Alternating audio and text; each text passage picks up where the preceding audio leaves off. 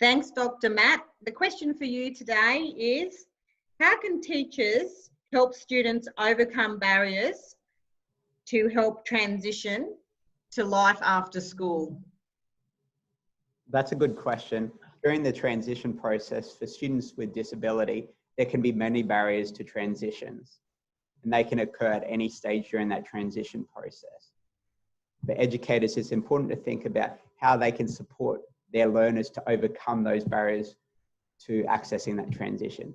One great way to do this is through the Universal Design for Learning framework developed by Harvard University. And I'll project this up and we'll have a look at it. So during the transition process, as I said, students with disability can have barriers to accessing that transition process at any stage. As such, educators look for ways to support them to overcome those barriers. This is because not one approach works for any student. As the saying goes for students on the spectrum, all students on the autism spectrum are different. This goes to any student.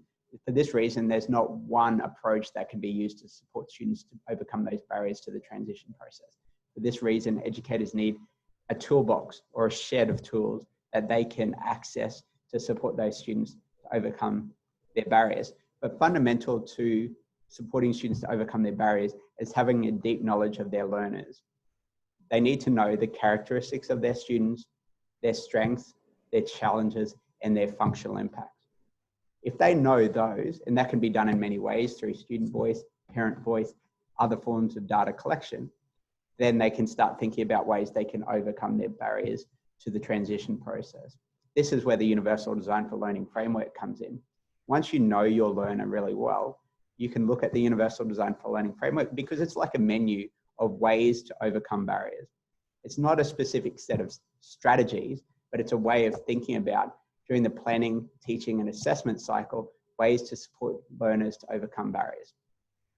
The Universal Design for Learning framework that comes out of Harvard University consists of 3 principles. The first principle, highlighted in this green column, is the idea that you can engage learners in the learning process or transitions in multiple ways.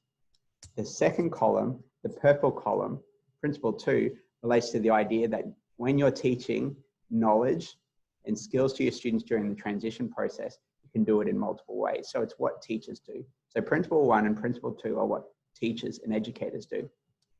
The third principle, the blue column, relates to the idea that during the transition process, learners and students can demonstrate their knowledge and understanding and skills in multiple ways. There's not one way that they can demonstrate what they know and understand.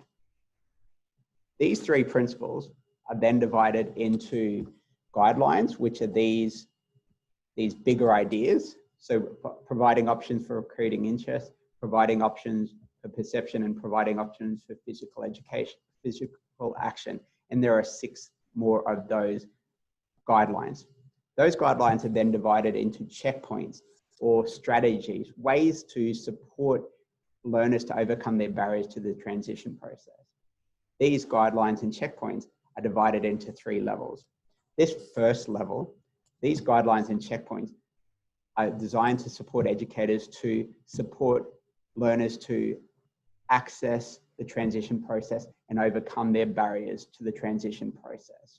This is done by recruiting their interest in transitions, supporting students to perceive the information and skills they need to understand, and providing learners with physical ways to demonstrate what they need to during that transition process. The second layer of guidelines and checkpoints or guidelines and strategies are designed to build on those skills for overcoming those barriers to the transition process. This is about supporting learners to sustain their effort and persistence when they hit barriers during the transition process. Once learners perceive information, the language and symbols used during that transition are important to continue to build on their skills, and it provides ways for learners to express and communicate their knowledge and skills. The final layer of guidelines and checkpoints or strategies, if you want to call it strategies, are designed to help learners internalize those skills for overcoming their barriers to the transition process. So once learners have overcome their barriers to the learning process and built on those skills, these guidelines and checkpoints are designed to help learners internalize those skills. So if they come across another barrier, they can overcome it easily by themselves. To do this, the 3 principles focus on supporting learners to develop skills and strategies for self-regulation and promote the expectations they can achieve. The second principle in the internalized area relates to supporting learners to comprehend what they've learned in terms of the information, and supporting learners to develop executive functioning skills, because those skills will help them build on those strategies for overcoming barriers to the transition process if they hit them anytime during the transition process. So it's fundamental for educators supporting students with disability during transitions to know their learners really well, to identify their characteristics, strengths, challenges, and functional impact. Once they've identified those, they can go to the Universal Design for Learning framework and identify ways to support their learners to overcome their barriers to the learning process, build on those skills, and internalize those skills. So during the transition process, if they hit another hurdle or another barrier, they can overcome them themselves. Because it's really important for educators to think about, whenever they do something, is what am I doing developing independence in my learners?